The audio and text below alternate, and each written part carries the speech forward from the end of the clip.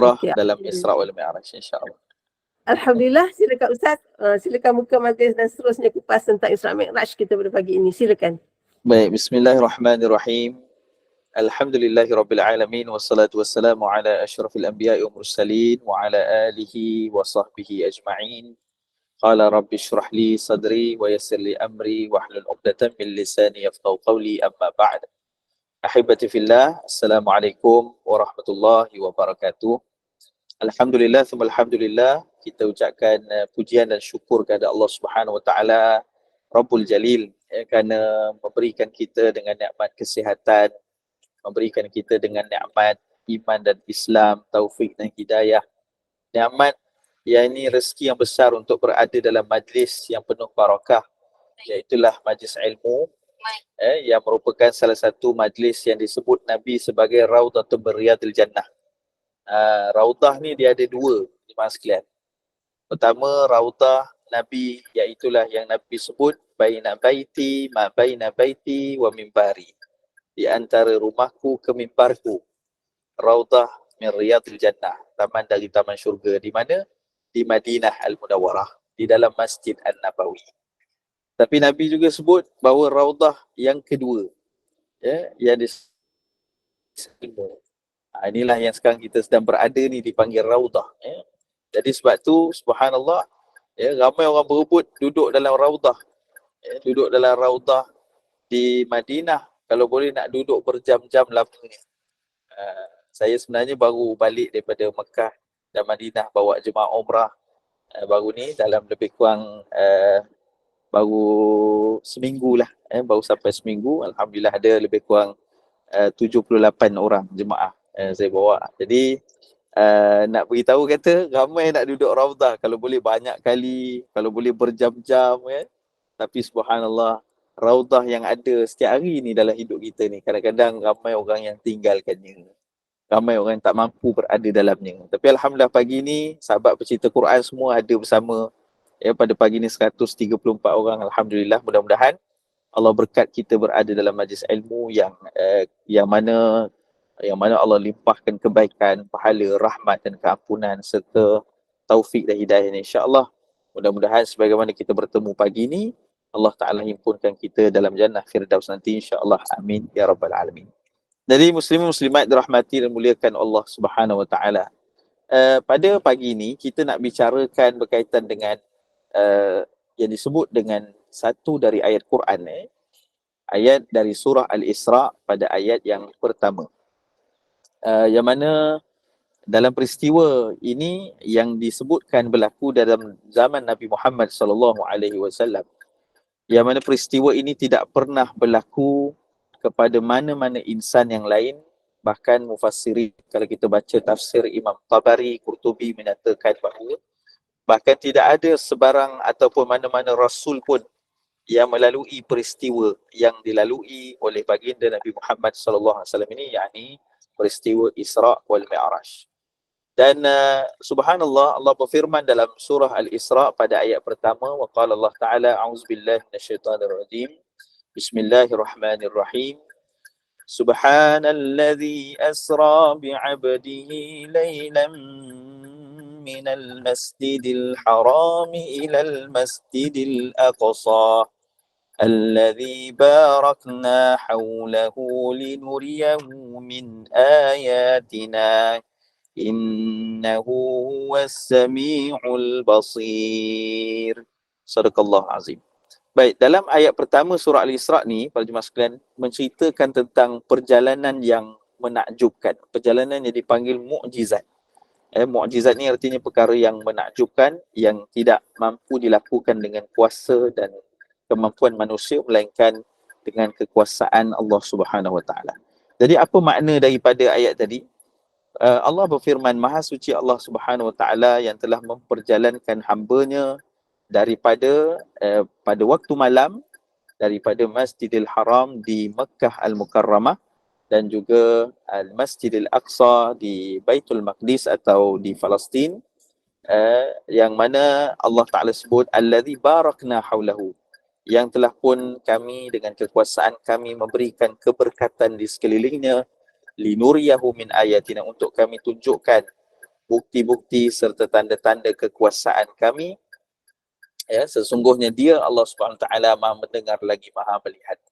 Jadi jemaah sekalian dirahmati muliakan Allah Taala, ayat yang kita bacakan tadi tu merupakan ayat yang menceritakan tentang peristiwa Isra, ya, peristiwa perjalanan Nabi SAW daripada Mekah ke Baitul Maqdis. Jadi kita sebut Mekah ni Masjidil Haram, ya, yang disebut dalam ayat Quran ini adalah Masjidil Haram.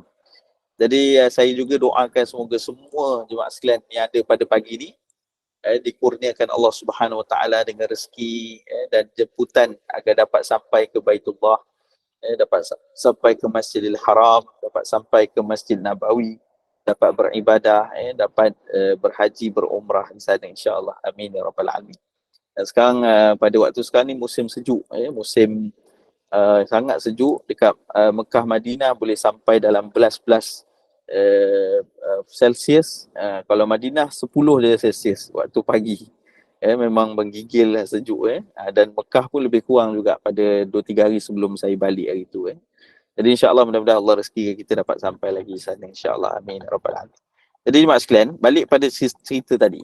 Jadi bila kita lihat peristiwa ni sebenarnya berlaku kepada Rasulullah SAW, yang kita baca tadi ayat Quran adalah peristiwa Isra. Isra ni maksudnya perjalanan daripada Masjidil Haram ke Masjidil Aqsa. Berapa kilometer? Lebih kurang 1000 kilometer. Kemudian Nabi di-Mi'rajkan. Mi'raj ni pula, kalau tadi Isra dia dalam horizontal, dalam perjalanan begini, dia horizontal. Tapi kalau Mi'raj dia vertikal, dia ke atas. Jadi bila kita sebut tentang Mi'raj Nabi SAW, Allah Ta'ala juga ceritakan tentang peristiwa itu dalam surah An-Najm ayat 13 sampai ayat yang ke-18. Jadi subhanallah, ya, bila kita sebut perjalanan Nabi SAW ni, kita tak boleh anggarkan betapa jauhnya perjalanan itu. Disebabkan perjalanan itu adalah perjalanan yang mukjizat. Sebab itu Allah Ta'ala beritahu subhanalladzi asra. Maha suci Allah Ta'ala yang telah memperjalankan hamba-Nya. Allah yang menjalankan hamba-Nya. Jadi kalau Allah Ta'ala nak memperjalankan hamba-Nya dalam perjalanan yang mustahil daripada kemampuan manusia, maka tidak ada yang mustahil bagi Allah Ta'ala. Jadi sebab tu kita nak belajar ibrah ni pada pagi ni sebagai penghayatan kita daripada Isra wal Mi'raj itu, yang mana kita tak boleh nak ikut peristiwa tu. Kita tidak boleh mengikuti seperti Rasulullah menaiki langit demi langit, 7 lapisan langit. Itu adalah peristiwa yang berlaku khusus kepada Nabi SAW. Tapi apa yang kita boleh belajar daripada peristiwa ini, antaranya beberapa hikmah, ibrah yang besar yang kita boleh bawa dalam kehidupan kita. Sebab tu kita menghayati kisah ni setiap tahun. InsyaAllah pada kali ini kita akan lihat beberapa perkara penting dalam peristiwa Isra wal Mi'raj yang kita boleh bawa masuk ataupun kita bawa dalam kehidupan dalam waktu hayat kita sampailah ke akhir hayat insya-Allah. Jadi mas sekalian dirahmati Allah Taala. Pertama sekali, Isra wal Mi'raj ini adalah peristiwa yang berlaku ke atas insan yang diuji paling tinggi oleh Allah Taala. Jadi ini perkara pertama sekali yang kita kena tahu. Artinya ujian yang berlaku terhadap insan yang melalui perjalanan ini adalah di antara disebutkan sebagai ujian yang terbesar atau ujian yang tertinggi ke atas hamba Allah Subhanahu Wa Taala. Dan perjalanan ini adalah perjalanan yang paling tinggi. Subhanallah, sehingga tidak ada di mana-mana ataupun Rasul yang lain yang melalui perjalanan yang sama. Jadi menunjukkan bahawa insan yang melalui perjalanan yang sangat tinggi, sangat jauh, sangat agung ini, ya, adalah orang yang diuji paling tinggi oleh Allah SWT. Subhanallah. Jadi maksudnya apa? Semakin tinggi ujian seorang hamba Allah Ta'ala, semakin besarlah ganjaran, kemuliaan, ketinggian darjat yang Allah berikan kepada dia. Jadi subhanallah, kita lihat baginda Nabi Muhammad SAW. Pernah ada seorang sahabat tanya kepada Nabi, "Ya Rasulullah, siapakah di kalangan manusia ni yang disebut asyaddul bala, yang paling tinggi ujian mereka?" Lalu baginda Nabi SAW pun menjawab, yang paling tinggi ujian adalah al-anbiya, iaitu para nabi, para rasul, utusan Allah Subhanahu Wa Taala. kemudian yang mengikutinya, ya, siapa yang mengikuti para nabi itu ujiannya tinggi, ya, kemudian yang mengikutinya lagi, siapa yang mengikuti selepasnya itu pun, ya, mereka adalah golongan yang tinggi ujian. Lalu Nabi SAW pun beritahu, ya, tidak diuji seorang itu melainkan sesuai dengan agama, sesuai dengan agamanya, imannya kepada Allah Subhanahu Wa Taala. Masya Allah, tabarakallah. Berarti pada jemaah sekalian, ya, orang yang diuji oleh Allah Subhanahu Wa Taala dengan ujian yang tinggi menunjukkan imannya yang begitu tinggi di sisi Allah, dan begitulah tingginya kemuliaan dia di sisi Allah. Hari ini ada tak di kalangan kita yang diuji oleh Allah? Ya, ada yang diuji dengan sakit, ada yang diuji dengan kekurangan harta, ya, minal khaufi wal ju', diuji dengan sedikit rasa takut, dengan ketidakpastian hari ini, ya. Ataupun diuji Allah Ta'ala, ada di kalangan kita yang diuji dengan kelaparan, ya, mungkin bukan sebab harta dia tak ada, dia ada harta nak beli makanan tapi dia tak boleh nak makan, mungkin kerana sakit atau sebagainya.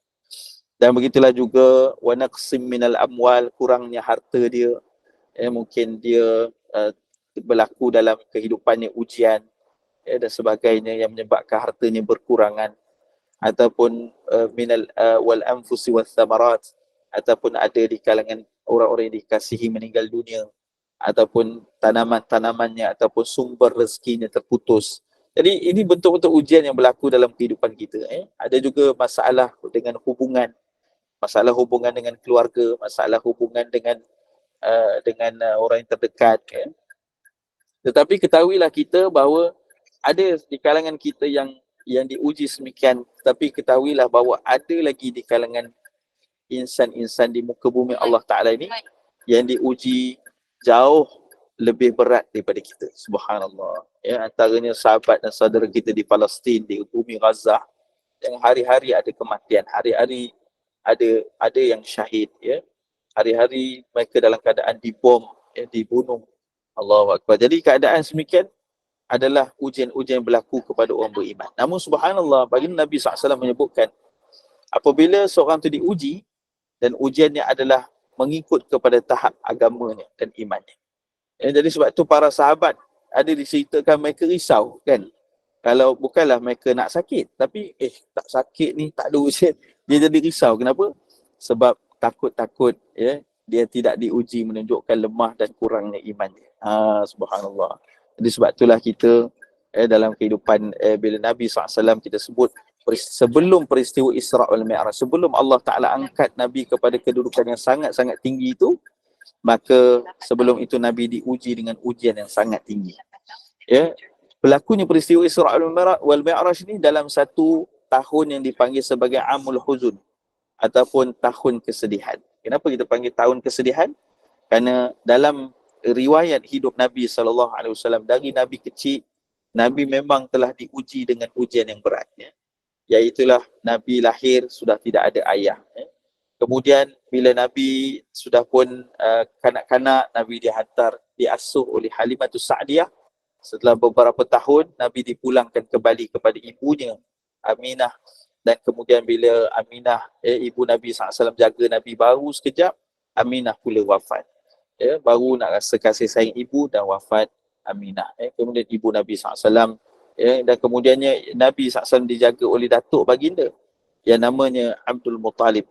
Abdul Muttalib sayang Nabi, jaga Nabi dengan baik, tapi kemudian Abdul Muttalib pun wafat. Dan akhirnya dijaga oleh Abu Talib, iaitu pakcik Nabi SAW, daripada Nabi usia 10 tahun.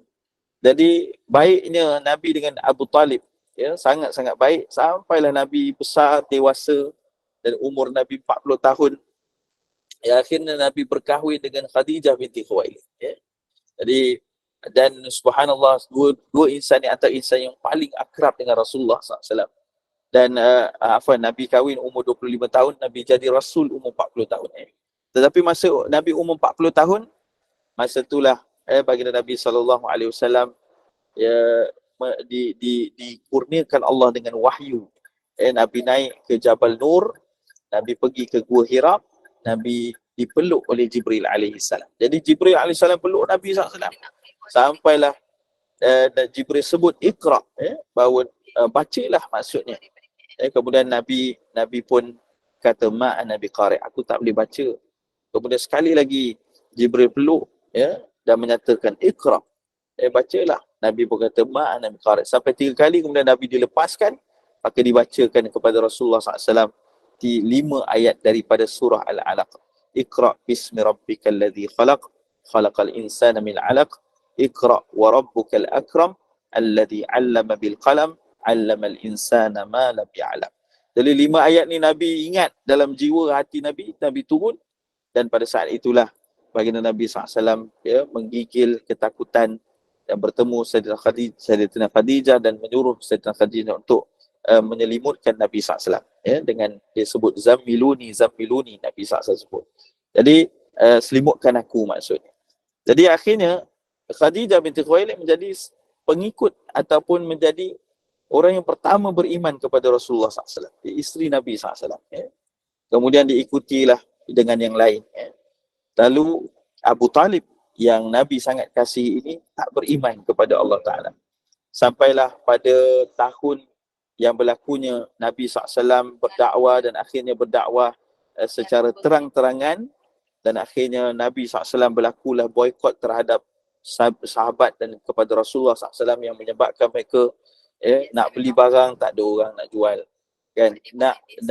Nak jual barang tak ada orang nak beli. Jadi ini berlaku kepada Nabi dan para sahabat. Sehingga kan Nabi dan sahabat kena pergi keluar daripada pinggiran, berada di luar daripada kota Mekah, berada di pinggiran kota Mekah. Mereka duduk di rumah Al-Arqam bin Abi Al-Arqam. Dari situlah Khadijah binti Khuwailid menghabiskan semua harta-harta dia untuk membelanjakan makanan, keperluan kepada umat Islam selama 3 tahun lebih. Bermaksud habis seluruh harta Khadijah untuk membiayai umat Islam dan sahabat ketika itu. Jadi akhirnya mereka semua dalam keadaan dibiaya oleh Khadijah, dan akhirnya Khadijah pula binti Khuwailid radhiyallahu anha akhirnya wafat pada tahun yang ketiga, iaitu saat itu disakit dan kemudian dia pun wafat di pangkuan Nabi Muhammad sallallahu alaihi wasallam. Jadi kewafatan Khadijah ini berlaku pada tahun yang sama ketika mana umat Islam diboikot, ketika mana Nabi dalam keadaan disekat, begitu juga para sahabat daripada sumber makanan, sumber minuman, daripada bahan keperluan. Dan tahun yang sama juga setelah itu Abu Talib yang Nabi kasih juga telah pun wafat. Nabi sedih lagi kerana Abu Talib mati dalam keadaan tak beriman pada Allah Ta'ala. Lalu Nabi SAW berdoa pada Allah SWT, namun Allah Ta'ala turunkan ayat Quran, innaka la tahdi man ahbabta walakinna Allah yahdi man yasha. Kata Allah Subhanahu Wa Ta'ala dalam firman-Nya, sesungguhnya kamu wahai Muhammad SAW tidak boleh untuk memberi hidayah kepada siapa yang kamu kehendaki, kamu sukai atau kamu cintai. Jadi Nabi tak boleh beri hidayah. Walakin Allah yahdi man yasha. Tetapi Allah lah yang memberi hidayah kepada siapa yang dia kehendaki. Jadi subhanallah, kita hari ni kan, alhamdulillah kita dapat hidayah Allah, kita dapat Islam, kita dapat iman, kita dapat taufik Allah Subhanahu Taala. Dulu Nabi SAW yang kasih kepada Abu Talib, tapi Abu Talib tak dapat hidayah. Subhanallah. Kita hari ni dapat hidayah, maka kita kena sangat syukur pada Allah Ta'ala. Kita dikasihi oleh Rasulullah sebagai umat baginda, dan kita juga mendapat hidayah pada Allah Ta'ala, maka kita kena jaga sungguh-sungguh hidayah kita. Jadi balik kepada tadi tu, maka meninggalnya Abu Talib dan wafatnya isteri Nabi yang tercinta Khadijah pada tahun yang sama, yang disebut tahun ni sebagai Amul Huzun. Belum habis di situ. Nabi SAW yang dalam keadaan sedih, hiba, dan sekarang Nabi kena teruskan juga dakwah, tapi orang Mekah tak nak terima Nabi SAW, maka Nabi kata, wahai Zaid, iaitu anak angkat Nabi atau juga sahabat Nabi, namanya Zaid bin Harithah. Wahai Zaid, jom kita pergi Taif.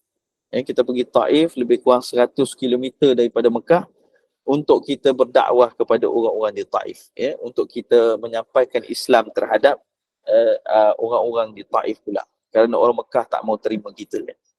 Jadi, Nabi pun oleh Zaid bermusafir 100 km sampai di sana. Nabi pun berjumpa dengan pembesar di Taif. Bila jumpa dengan pembesar di Taif, dia dengar apa Nabi sebut, kemudian dia kata, tak apalah, keluarlah dulu. Rupa-rupanya dia upah pula budak-budak yang ada kat Taif untuk kumpulkan batu dan untuk baling batu kepada Rasulullah SAW. Lalu Nabi keluar saja pada tiba ada budak datang ramai-ramai, baling batu kepada Nabi SAW. Lalu Zaid pun tahankan tubuhnya, ya, cedera Zaid. Lalu ada batu yang kena Nabi SAW, kena kepala Nabi sampai berdarah kepala Nabi SAW. Lalu kerana banyak sangat batu yang dibaling, maka Nabi dan Zaid telah lari. Dan lari itu, ketika itu Zaid beritahu, aku dengar selipar Nabi SAW itu bunyi basahnya kerana banyaknya, ya, yang disebutkan dengan darah Nabi SAW yang telah jatuh daripada diri Nabi SAW. Jadi subhanallah, Nabi ini dalam keadaan, ya, diuji sebegitu sekali. Jadi subhanallah, ya, masa peristiwa ini berlaku dalam tahun yang sama sebelum berlakunya peristiwa Isra' wal Mi'raj. Jadi sebab itulah para jemaah sekalian dirahmati muliakan ta'ala, kita tengok ujian Nabi sangat besar. Dan inilah sebabnya Nabi SAW beritahu dalam satu hadis, Nabi kata, ya, kisah kehidupan Nabi ini akan menjadi panduan ataupun akan menjadi yang disebut sebagai ubat, akan menjadi sebagai disebutkan dengan perkara yang akan menggembirakan kepada umatku. Jadi sebab tu kita dituntut untuk belajar sirah Nabi SAW. Bila kita belajar sirah Nabi SAW, dia akan menjadi satu ubat bagi melalui ujian-ujian kehidupan kita di dunia. Ya, sehingga kan Nabi SAW beritahu, kalaulah kalangan umatku ada yang rasa berat dengan ujiannya, maka lihatlah kembali kepada perkara yang berlaku dalam hidup Nabi SAW. Nanti kamu akan merasa ringan dengan ujian kamu. Oh, subhanallah.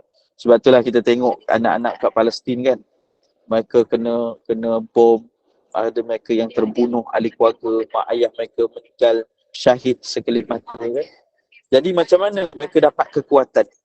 Kita tengok rupanya dalam khemah-khemah mereka tu yang sekarang ni dalam keadaan sejuk pula, sekarang ni musim sejuk, kemudian banjir pula dalam khemah basah, tapi mereka boleh duduk dekat atas para, duduk baca Quran. Mereka boleh duduk dengar kisah-kisah Rasulullah SAW diceritakan oleh pakcik-pakcik mereka.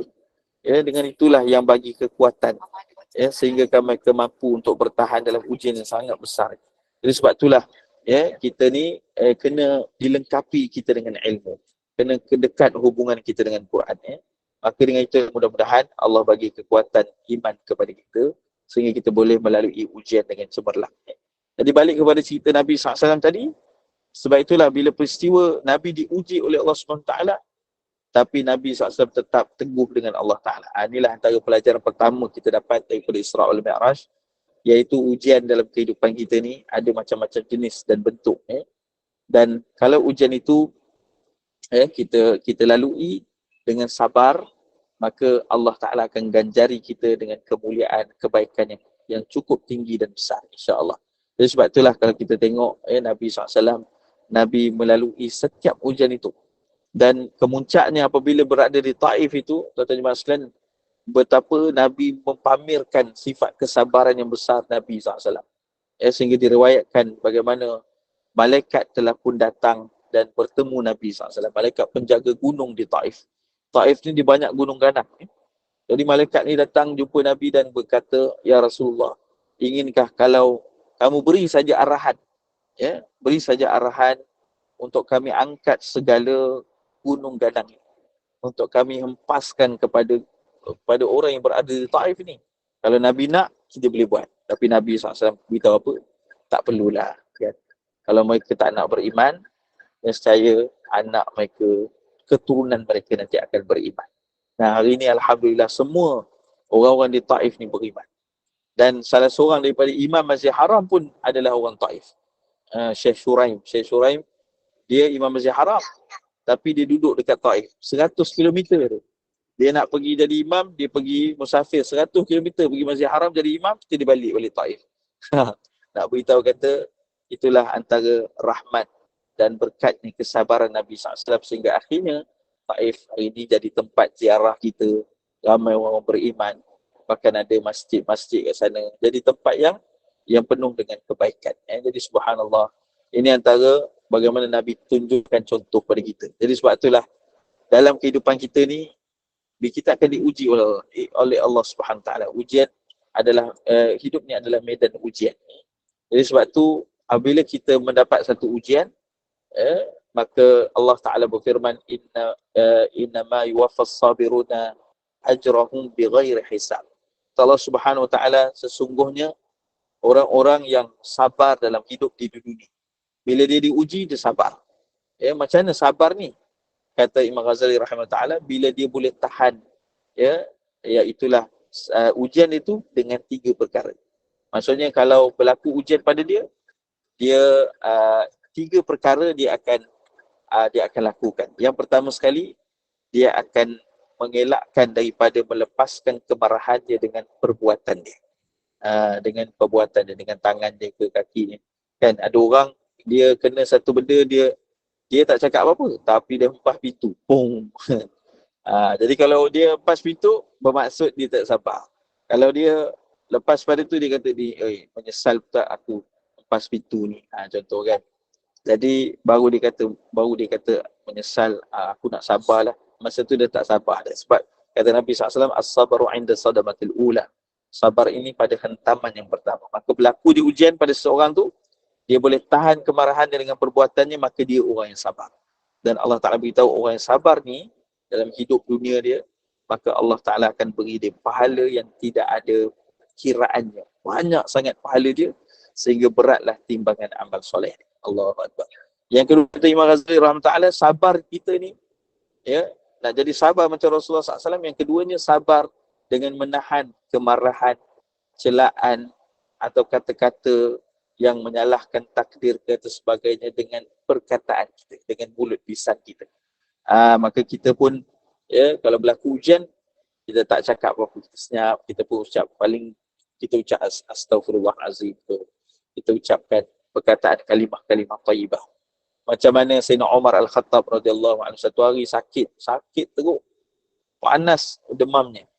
Lalu masa tu sahabat pun datang jenguk Sayyidina Umar, dan masa tu Sayyidina Umar pun dia menyebutkan apa? Alhamdulillah, Alhamdulillah. Tengah demam teruk ni, macam dah nazak dah rupa dia. Alhamdulillah. Dan akhirnya bila Sayyidina Umar telah sihat, sahabat pun tanya, kenapa kamu bila sakit wahai Sayyidina Umar Amirul Mukminin, kamu sebut Alhamdulillah? Orang lain kena ujian, dia sebut perkataan lain kan, tapi kamu sebut Alhamdulillah. Selalu orang dapat nikmat sebut Alhamdulillah.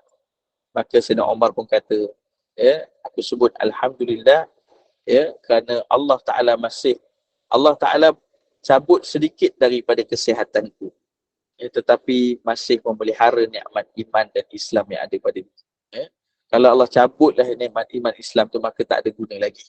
Apa pun kekayaan, harta, pangkat, jawatan, apa pun nikmat yang ada kat dunia, kalau Allah cabut nikmat iman, nikmat Islam, maka tak ada lagi manfaat. Sebab tu dia ucapkan Alhamdulillah. Nampak tak? Jadi waktu kita, ajar-ajar sekalian, kalau kita diuji oleh Allah Ta'ala, itu sebutlah kalimah thayyibah, astaghfirullahalazim ke, kalimah-kalimah yang baik yang ada dalam agama, subhanallah ke, dan sebagainya. Mudah-mudahan Allah padamkan rasa kemarahan, Allah padamkan rasa kekecewaan, dan Allah Ta'ala gantikan dengan kelapangan saat diuji oleh Allah Ta'ala. Yang ketiganya, kata Imam Ghazali Ta'ala rahimahullah ta'ala, bila kita sabar, iaitu kita menahan hati kita daripada daripada menyebutkan kekecewaan, menyebutkan rasa kemarahan terhadap takdir, maka kita menahannya. Siapa yang boleh tahan ketiga-tiga ni, maka mereka ni bergerak sabirin ataupun sabirun, orang-orang yang sabar. Jadi insya-Allah mudah-mudahan kita boleh menjadi kalangan orang yang sabar. Macam mana Nabi SAW sabar? Kita lihat pertamanya, Nabi sangat pegang teguh kepada ayat dan janji Allah Ta'ala. Apa janji Allah Ta'ala? Fa inna ma'al usri yusra, inna ma'al usri yusra. Allah Subhanahu Ta'ala, sesungguhnya setiap kali bila kamu diuji dengan kesusahan, kepayahan, kamu ditimpa dengan kesusahan, lepas itu pasti akan ada kesenangan. Jadi selepas susah mesti ada senang. Inna ma'al usri yusra. Kemudian Allah pun ulang sekali lagi, lepas susah mesti ada senang. Jadi sebab itulah keyakinan Nabi SAW terhadap ujian Allah Ta'ala itu, yang susah itu akan sementara, memang betul Allah Ta'ala jawab. selepas daripada peristiwa Taif itu, Nabi SAW pulang ke Mekah, tak berapa lama berlakulah peristiwa Isra wal Mi'raj.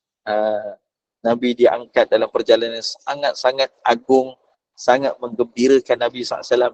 Dan inilah di antara perjalanan yang besar yang berlaku dalam kehidupan Rasulullah SAW, yang menggembirakan Nabi, sehingga bukan hanya Nabi berjalan dalam perjalanan yang jauh dan cukup hebat ni, tapi Nabi juga bertemu Allah Subhanahu Wa Taala Rabbul Jalil, dan Nabi juga menerima pensyariatan ibadah yang sangat besar yang namanya solat, ya, yang mana tadi kita belajar dengan ustaz kan tentang solat. Jadi solat itulah yang Allah syariatkan ketika peristiwa Isra wal Mi'raj. Jadi subhanallah, dan ia adalah ubat bagi sekalian perkara.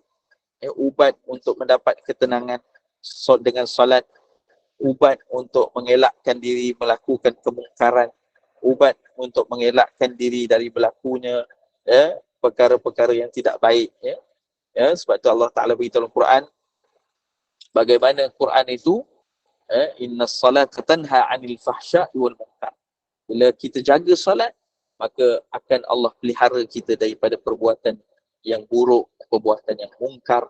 Maka salat ini sesuatu yang sangat besar pensyariatannya, tidak seperti banyak syariat yang lain, melainkan hanyalah salat yang Allah jemput Nabi SAW bertemu Allah Rabbul Jalil ketika peristiwa Isra wal Mi'raj. Jadi subhanallah, inilah antara kegembiraan kepada Rasulullah. Dan kita lihat selepas daripada Isra wal Mi'raj, kemudian berlakulah peristiwa hijrah Nabi SAW. Dan peristiwa ramainya sahabatnya memeluk agama Islam, sehingga Allah Ta'ala berakhirnya berfirman di dalam surah An-Nasr, wa ra'aitan nasa yadkhuluna fi dinillahi afwaja.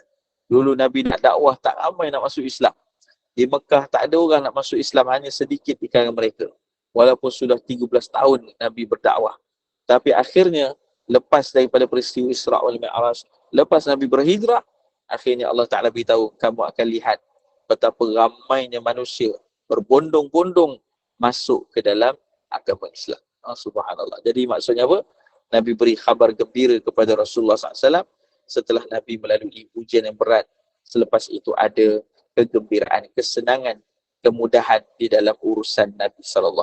Dan macam tu jugalah kita. Lepas kita diuji, yakinlah pada Allah Ta'ala dalam selepas ujian ni, aku sabar ya Allah. Sebab aku yakin selepas ni akan ada sinar, akan ada kesenangan, akan ada kemudahan selepas daripada ini. Subhanallah. Jadi jemaah sekalian dirahmati muliakan oleh Allah SWT. Keduanya, perjalanan Nabi SAW ini adalah perjalanan yang menunjukkan linuriyahu min ayatina, iaitu tanda dan bukti kekuasaan Allah Ta'ala. Dalam dunia yang moden pada hari ini, dahulunya manusia tidak mampu untuk mengukur berapakah jarak ataupun berapakah luas langit Allah Ta'ala. Tapi hari ini dengan kemajuan teknologi, manusia berjaya mengukur atau menganggarkan betapa luasnya langit yang berada di luar daripada bumi ini. Jadi subhanallah, mereka mencipta teleskop, dan hari ini antara teleskop yang paling moden dinamakan dengan teleskop James Webb. Jadi teleskop James Webb ini mampu untuk mencerap ataupun mengambil gambar, iaitulah cahaya bintang yang paling jauh setakat ini. Berapakah jarak bintang yang paling jauh dengan bumi pada hari ini yang berjaya ditangkap gambarnya ataupun dicerap oleh para ahli astronomi? Bintang yang paling jauh setakat ini adalah sejauh 13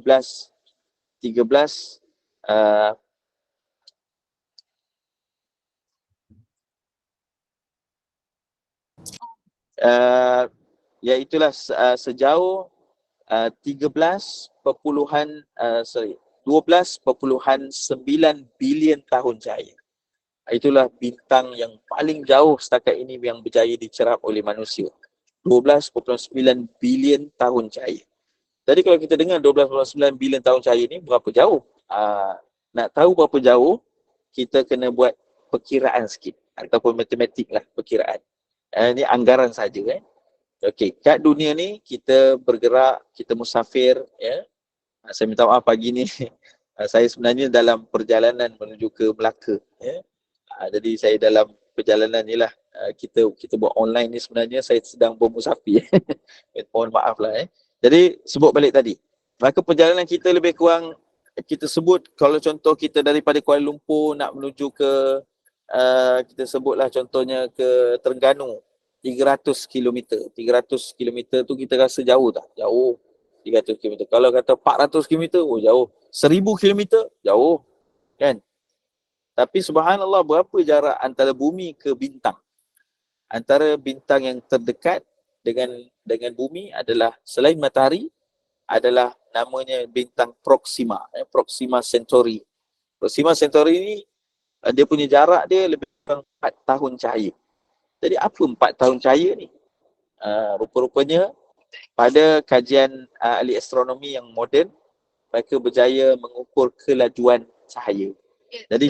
Jadi untuk mengukur jarak bumi ke bintang yang lain menggunakan kilometer dah tak logik sebab terlalu kecil. Ya. Jadi contohnya kalau kita nak letak antara jarak bumi ke bintang yang lain, dia akan jadi terlalu banyak sangat nombor. Kerana kilometer tu dah jadi terlalu kecil. Jadi subhanallah, mereka mencipta satu lagi unit yang namanya tahun cahaya. Jadi tahun cahaya ni subhanallah, bila kita sebutkan tahun cahaya adalah apabila kita sebutkan mengikut kepada kelajuan cahaya. Kelajuan cahaya ni satu saat berapa jauh? Berapa jauh cahaya ni bergerak? 300,000 km. 300,000 km per saat. Jadi satu saat kita kira satu cahaya ni dia bergerak sejauh 300,000 km. Maka kalau ada satulah kenderaan yang bergerak dengan kelajuan cahaya, maka kenderaan itu adalah sejauh 300,000 km hanya dalam satu saat. Jadi bayangkan lajunya kalau adalah kenderaan yang macam tu. Tetapi itulah kelajuan cahaya. Maka kalaulah 2 saat cahaya kita mendapati jaraknya sudah mencapai 600,000 km. Kalau 3 saat cahaya 900,000 km. Jadi bayangkan kalau cahaya bergerak selama 1 minit, 60 saat. Maka 60 kita kena darab dengan 300,000. Itulah jarak satu objek yang jauhnya 1 minit cahaya. Tapi bagaimana pula kalau 1 jam cahaya, 3,600 saat darab 300,000, akan jadi semakin jauh lagi. Dan bayangkanlah kalau bintang itu jaraknya 1 tahun cahaya. Tu kan dah berapa bilion kilometer. Bayangkan pula 4 tahun cahaya, dan bayangkan pula 12.9 bilion tahun cahaya. Betapa jauhnya bintang itu. Jadi bintang itu dinamakan dengan nama Earendel. Jadi subhanallah, apabila kita sebut tentang jauhnya jarak bintang itu dengan bumi, menariknya dalam Quran, Allah Ta'ala beritahu dalam surah Al-Mulk, a'udzubillahi minasyaitonirrajim, وَلَقَدْ زَيَّنَّا السَّمَاءَ الدُّنْيَا بِمَصَابِيحَ وَجَعَلْنَاهَا رُجُومًا لِلشَّيَاطِينِ. Allah Ta'ala beritahu sesungguhnya kami menghiasi langit dunia. Jadi langit yang ada, yang dihiasi oleh Allah bimasabih, dengan bintang-bintang adalah as-sama' ad-dunia. Jadi Allah beritahu langit yang paling dekat dengan kita. Kalau kita tengok dalam tafsir Imam Tabari, Qurtubi, lain-lainnya, as-sama' ad-dunia maksudnya langit yang paling dekat dengan kita. Langit yang boleh kita terokai. Macam langit yang kita nampak awan, nampak matahari, bulan dan sebagainya. Dan kita nampak bintang, maka itu dipanggil as-sama' ad-dunya. Jadi bintang tadi berapa jauh tuan-tuan? 12.9 bilion tahun cahaya. Masih tak tahu lagi mana hujungnya, itu baru as-sama' ad-dunya. Baru langit dunia. Langit yang paling dekat dengan kita. Dan Nabi SAW melalui peristiwa Isra'ul Mi'raj. Berapa langit? Benda-benda sekalian.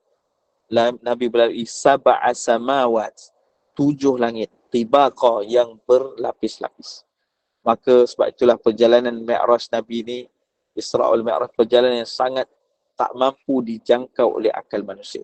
Dan macam itulah Nabi melalui langit yang pertama, Nabi yang lalu langit yang kedua, ketiga, keempat, kelima, keenam sampai ketujuh. Dan kemudian Nabi diangkat lagi, dimi'rajkan ke Sidratul Muntaha. dan akhirnya Nabi bertemu Allah Rabbul Jalil, menerima perintah, iaitu perintah salat. Jadi subhanallah, ini menunjukkan bahawa betapa luas dan besarnya langit Allah Ta'ala. Namun akhirnya, seluruh langit dan bumi ini, tanda kekuasaan Allah Ta'ala ini, semuanya akan mudah saja dibinasakan oleh Allah SWT. Dengan berlakunya Yaumul Qiyamah. Jadi sebab itulah bila kita baca tentang Isra' wal Mi'raj, kita kaji tentang tentang keluasan langit ini berdasarkan sains tadi, kita akan tahu betapa besarnya tanda serta bukti kekuasaan Allah di alam semesta ini. Maka semakin kuatlah iman kita. Bila kita tengok ke langit, kita tengok bumi, subhanallah, siapa yang memiliki semua ni? Kalau manusia, dia tahu benda ni, takkan berani dia nak sombong, takkan berani dia nak datang sifat takabur, sifat rasa dirinya lebih bagus, lebih baik. Dia tak akan berani melawan perintah Allah Subhanahu Wa Taala. Dia akan pasti jaga perintah-perintah Allah Taala.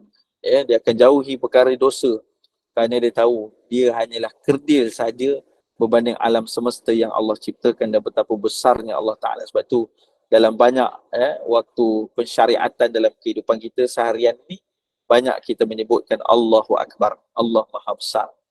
Bukan saiz, tetapi disebutkan Allah Maha itu keagungan, kekuasaan. Kerana apa? Kita tak boleh sebut saiz kerana laisa kamitslihi syai'un. Tidak ada satu yang bersamaan dengan Allah Ta'ala. Tetapi Allah itu Maha Besar dengan kekuasaannya, dengan keagungannya, dengan zatnya. Dan Allah Subhanahu Ta'ala itu Maha Agung. Dan kita ni tidak ada apa melainkan makhluk yang kerdil, yang tidak ada apa-apa. Yang semuanya yang kita ada hari ini adalah pinjaman daripada Allah Subhanahu Ta'ala. Ini pelajaran yang kedua daripada Isra' wal Mi'raj. Untuk kita ketahui bahawa kita hamba yang kerdil dan Allah Ta'ala itu Allah yang Maha Agung, yang mana setiap perkara boleh Allah Ta'ala ubah. Mudah saja bagi Allah Ta'ala kalau Allah nak ubah sesuatu dalam kehidupan kita. Tapi Allah nak kita berusaha, Allah nak kita bertawakal, Allah nak kita berdoa. Allah suka kalau kita banyak meminta pada. Sebab tu Allah Ta'ala beritahu apa? Ud'uni astajib lakum. Mintalah padaku, nescaya aku akan mustajabkan kepada kamu. Jadi sebab itulah kita jadi dengan peristiwa Isra' wal Mi'raj kita belajar ni, kita akan lebih dekat, banyak kita mohon pada Allah dan keyakinan kita semakin bertambah bahawa tidak ada sesuatu pun yang mustahil bagi Allah Subhanahu Wa Taala. Jadi kalau kita ada sesuatu tujuan perkara dalam kehidupan kita yang baik, insya-Allah kita dah usaha dah, tapi belum sampai lagi, maka jangan putus asa dengan Allah. Insya-Allah teruskan berdoa, teruskan berusaha dan bertawakal.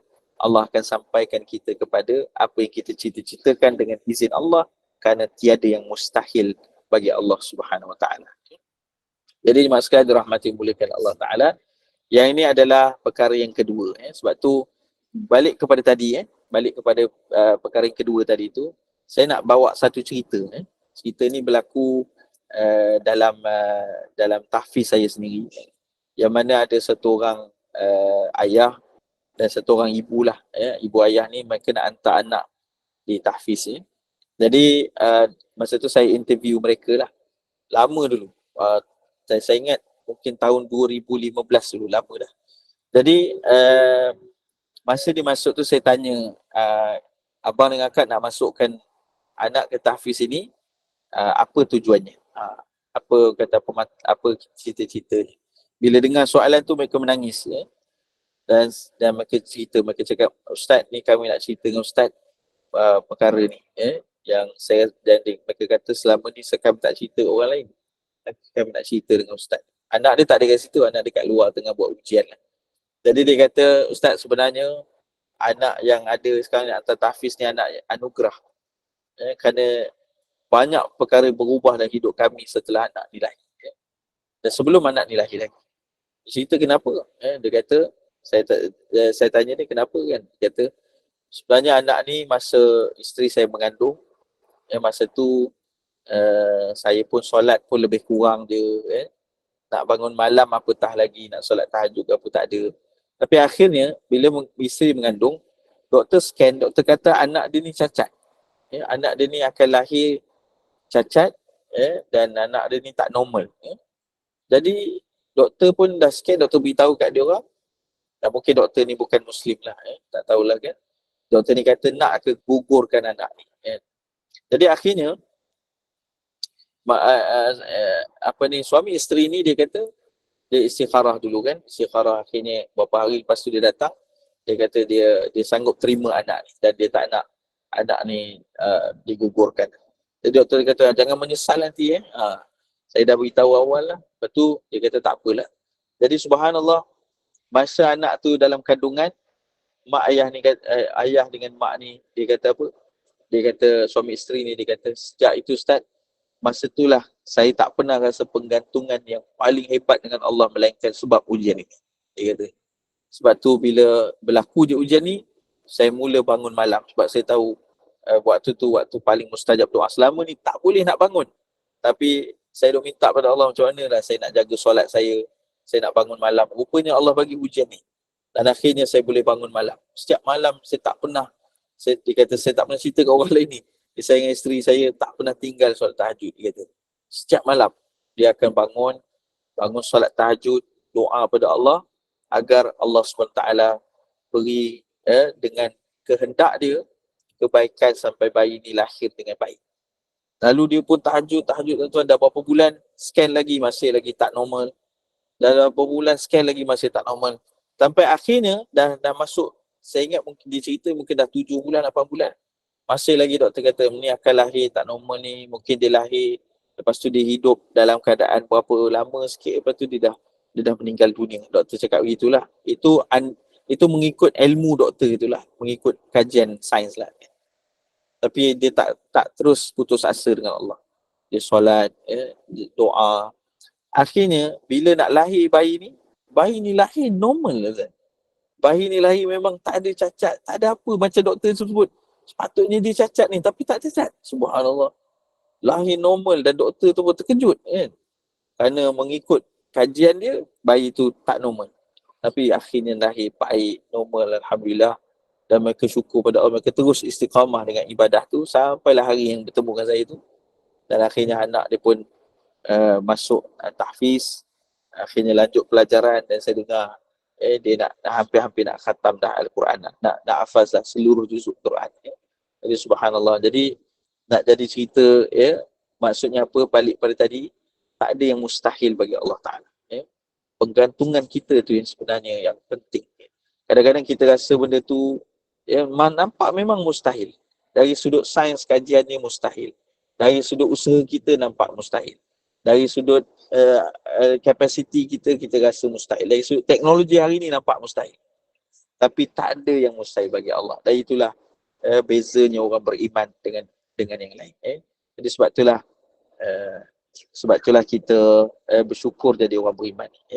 Dengan Nabi kata ajab balik amrul mukmin, sangat menakjubkan orang mukmin ni. Pada saat mereka diuji maka sabar, maka mereka diberikan dengan pahala dengan hasanah.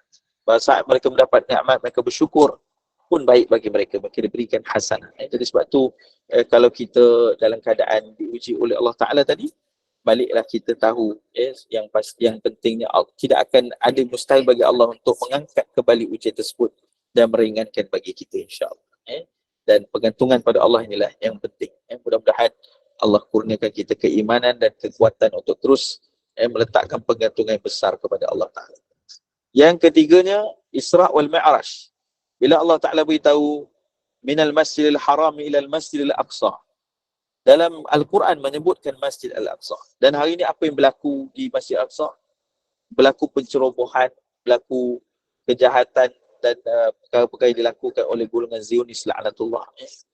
Berarti dalam ayat Quran ini Allah SWT nak beritahu pada kita jangan kita abaikan inilah masjid kita. Masjidil Haram, masjid umat Islam. Masjidil Aqsa pun masjid umat Islam.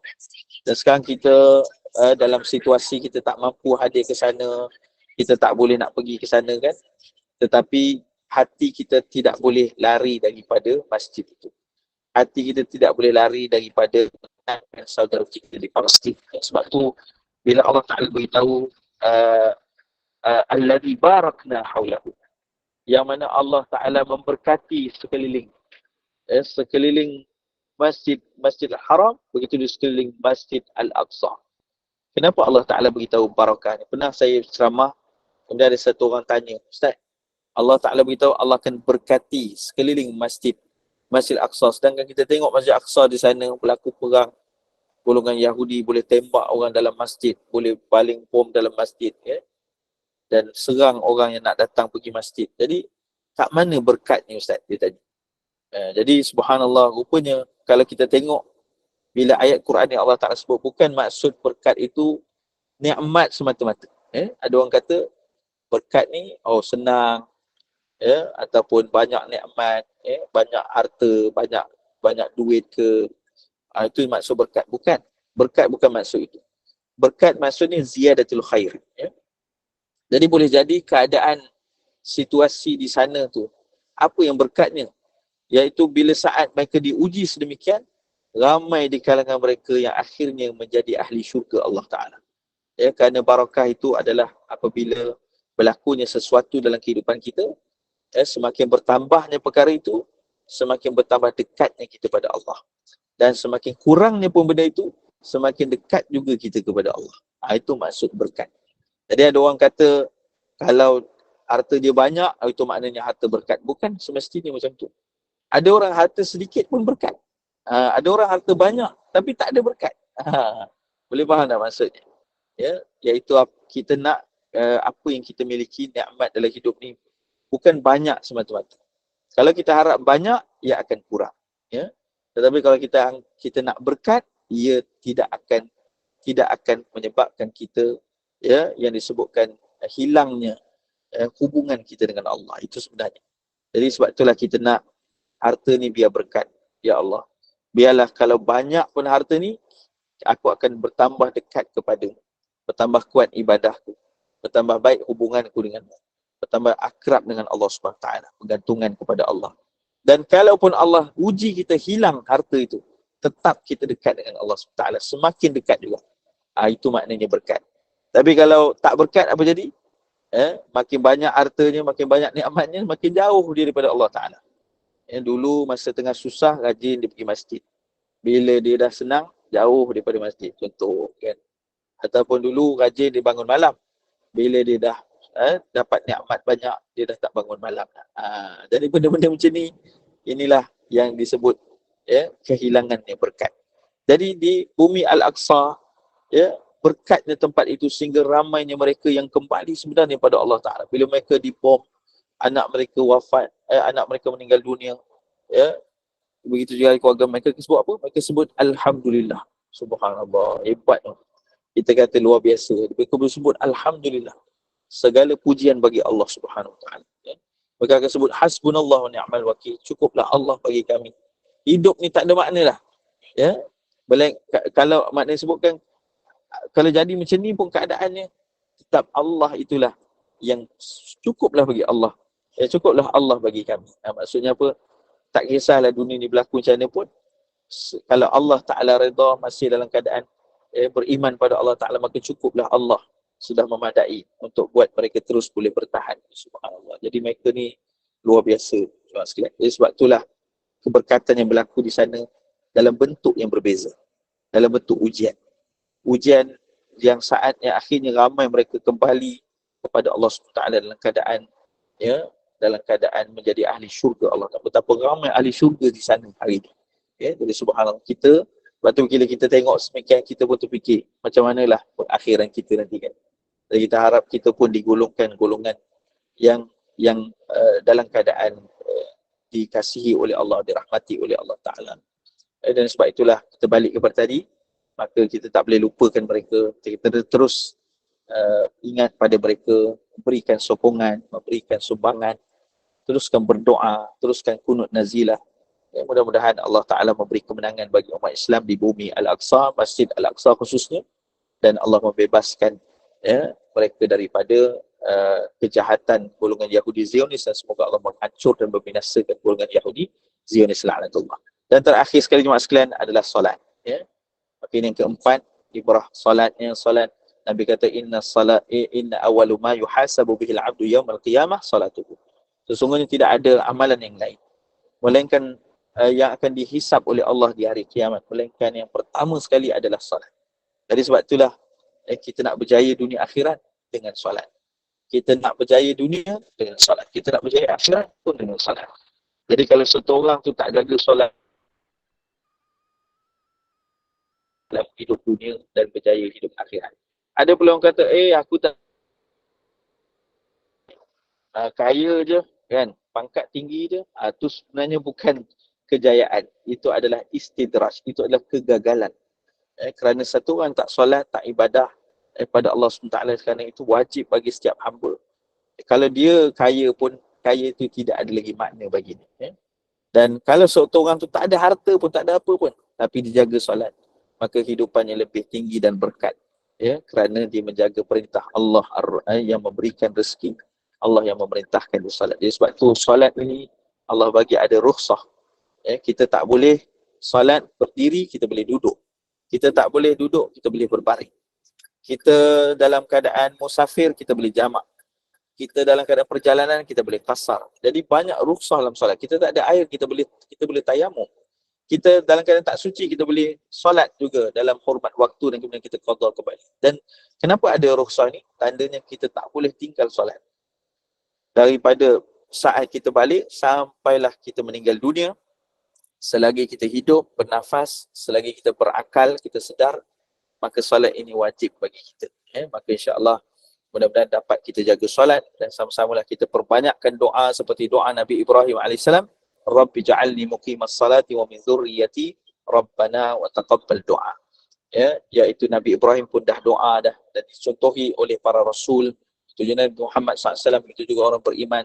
Ya Allah, jadikanlah aku orang yang dapat menjaga salat, wa min zurriyati, dan juga zuriat keturunanku, dan ya Allah makbulkanlah doa. Jadi subhanallah, insya-Allah kita jaga salat, Allah jaga kita. Maka antara ibrah akhir sekali daripada Isra wal Mi'raj, sama-samalah kita tingkatkan kuantiti dan kualiti salat kita. Salat kita mesti meningkat kuantitinya. Kerana kata Nabi, apabila awalnya dihisap solat, maka solat ini kalaulah ada kekurangan, maka akan ditanyakan ada tak solat sunat. Maka solat sunat tadilah yang akan menampung solat-solat fardu kita jika ada kekurangan. Dengan itu kita dapat terlepas daripada azab dan insya-Allah masuk dalam redha dan syurga Allah SWT. Jadi sebab itulah kita kena tambah solat-solat nafilah, solat-solat sunat kita insya-Allah, dan jaga solat-solat fardu kita, dan kita tingkatkan kualitinya. Solat macam tadi kan ada kursus solat tadi, alhamdulillah, tazkirah solat yang ustaz bawa tadi bagus. Untuk kita sama-sama tambahkan kualiti solat kita, dan mudah-mudahan Allah Taala memberkati hidup kita dunia akhirat insya-Allah. Qul qauli hadza wa astaghfirullahaladzim li wa lakum. Yang baik insya-Allah, sekiranya saya ada kesilapan, khilaf, saya mohon maaf. Berilah teguran pada saya fakir ini. Semoga Allah berkati apa dibincangkan dapat kita amalkan dan sampaikan. Wassalamualaikum warahmatullahi wabarakatuh. Waalaikumsalam warahmatullahi wabarakatuh. Terima kasih banyak-banyak Ustaz atas tazkirah dan juga nasihat-nasihat. Bagaimana sahabat-sahabat yang ada bersama kita pada pagi ini telah dipilih untuk kekal dan mendengar dari awal hingga akhir. Alhamdulillah, banyak ni yang kita belajar pada pagi ini. Alhamdulillah. Okay, sahabat-sahabat, satu peringatan semula yang Opah nak beritahu bahawa sebagaimana yang diminta ataupun didoakan oleh kebanyakan daripada ahli-ahli grup Al-Maksurat, maka pada petang ini kita ada sedikit rezeki. Kita akan mulakan semula kelas yang telah berhenti hampir seminggu untuk berada bersama-sama dengan Ustazah Khadijah akan memimpin bacaan zikir Al-Maksurat pada pukul 5.30 petang. Opah mengandaikan bukan 20 orang yang akan hadir. Ini harapan dengan doa. Jadi mohon sahabat-sahabat yang ada bersama kita pada pagi ini tunaikan janji dan hadirlah bersama-sama, kerana zikir ini patutnya individu, tetapi kita ada permintaan untuk beramai-ramai untuk menambah kualiti dengan dipimpin. Jadi mohon hadir puan-puan sekalian ya. Terima kasih. Dengan itu Ustaz sila tangguhkan majlis kita dengan tasbih kafarah dan juga suratul Al. Silakan Ustaz. Baik, terima kasih Opah dan semua sahabat peserta Quran, semoga sentiasa dalam rahmat dan lindungan Allah Ta'ala insya-Allah. Bismillahirrahmanirrahim. Subhanakallahumma wa bihamdika asyhadu an la ilaha illa anta astaghfiruka wa atubu ilaik. Bismillahirrahmanirrahim. Wal 'asr innal insana fi khusr illa alladhina amanu wa 'amilus salihati wa tawassaw bil haqqi wa tawassaw bis sabr. Assalamualaikum warahmatullahi wabarakatuh. Waalaikumsalam warahmatullahi wabarakatuh.